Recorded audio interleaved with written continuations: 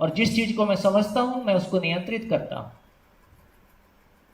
अभी मैं मेरे विचारों को नियंत्रित करता हूं कि ये विचार मेरे को नियंत्रित करते हैं? अभी मेरे विचार मेरे अनुसार चलते हैं कि मेरे विचार कुछ भी उठाओ तो अच्छा दूसरे को पता नहीं चलता?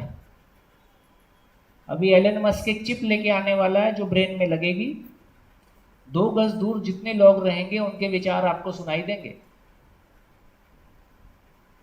2 साल में आ जाएगी। क्या होगा? क्या होगा? वो चिप आने का सामाजिक प्रभाव, पारिवारिक प्रभाव क्या पड़ेगा? क्या पड़ेगा? किस पे सबसे अधिक पड़ने वाला है? आपके ब्रेन में वो चिप लगाने से 2 गज दूर, 2 गज मतलब कितना होता है? 6 फुट, लगभग 6 फुट के अंदर कोई भी व्यक्ति आपके पास है तो उसके विचार आपको सुनाई देते रहेंगे, वो क्या सोच रहा है। तो इसका सबसे अधिक प्रभाव किस पे पड़ेगा? है? सुनाई नहीं दे रहा है? संबंध पे। संबंध पे। संबंध में भी किसके संबंध पे प्रभाव पड़ेगा? है? पति पत्नी एक कमरे में तो सोए नहीं, उसके बाद 2 गज दूरी बहुत जरूरी, क्योंकि साथ सोए तो उसके बाद साथ रहेंगे नहीं। वो सोते सोते क्या क्या सब सुनाई दे गया।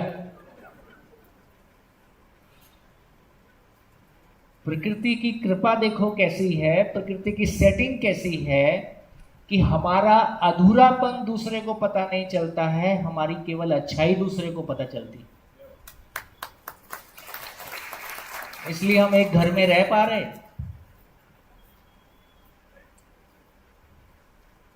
एक दिन मैंने,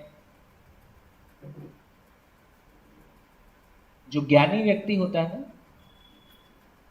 वो चाहे तो आपके सारे विचार पढ़ सकता है, उसको आपसे पूछने की जरूरत नहीं। ऐसे बहुत लोग बिना किसी परम ज्ञान के भी मिलते हैं। एक लड़की थी, कभी अमेरिका से आई, और उसके साथ एक था कि वो किसी, कोई भी व्यक्ति उसके सामने आता है तो उसकी आगे की घटनाएं उसको दिखने लगती। अब उसको दिख रहा है कि इसका कल एक्सीडेंट होने वाला है, अब बता भी नहीं सकते, तो ये घटनाएं उसको बहुत बेचैन करती थी। वो कभी किसी संपर्क से आदरणीय नागराज जी से मिलने आई अपनी समस्या को लेके,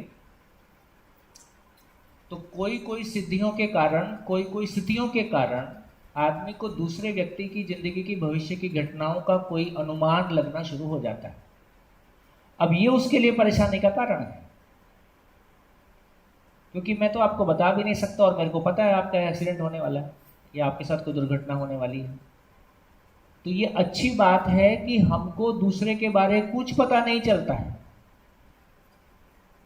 यदि हमको दूसरे को देख के उसके भीतर के सारे बुरे विचार और सारी उसकी बुराइयों का पता बिना बोले चलने लगे, तो क्या स्थिति होगी दुनिया की? कोई चलने के लिए साथ बचेगा नहीं। तो इसका मतलब है प्रकृति की कैसी व्यवस्था है। एक महापुरुष का मतलब है वो दूसरे की सारी खराब स्थितियों को जानने के बावजूद भी उससे नफरत नहीं करता है। तो मेरे को लगता है कि ज्ञान कोई छुपी हुई चीज नहीं है, लेकिन जब तक हम उसके लिए सुपात्र नहीं हो जाते हैं, वो प्रकृति विधि से रुकी रहती है, हमारे तक नहीं आ पाती है चीज। तो जब तक हम उस मनस्थिति को नहीं पा लेते, जब तक हम उस मनस्थिति को नहीं पा लेते कि किसी व्यक्ति की बुराइयां जानने के बाद भी उसके लिए घृणा ना हो, उसके विकास के लिए, उसके आगे बढ़ने के लिए हमारा प्यार और सब बना रहे, जैसे ये कहीं कहीं थोड़ा थोड़ा अपने बच्चों के साथ हमारे पास होता है।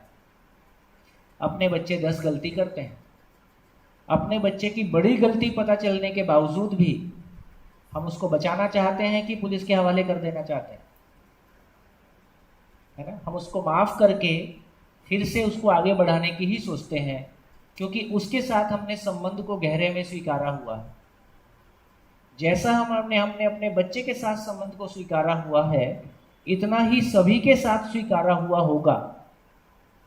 तो दूसरे के अधूरेपन के प्रति उसको जज, अभी तो अधूरेपन का पता नहीं है, लेकिन जज कर कर के ही हम एक दूसरे के प्रति नेगेटिव हुए जा रहे हैं।